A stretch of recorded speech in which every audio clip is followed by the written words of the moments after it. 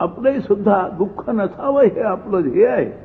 म्हणून एवढ्या करताना आणखी म्हणून पार्वतीला शेवटी सांगितलंय की सहस्रनाम भर्जनम भव बीजानाम अर्जनम सुखसंपदाम तर्जनम यमदूतानाम रामनामीति गर्जनम.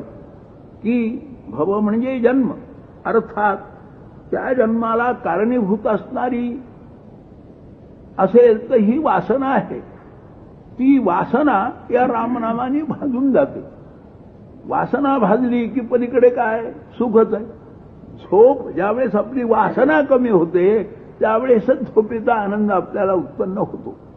तसं परंतु तो क्षणिक आनंद असतो,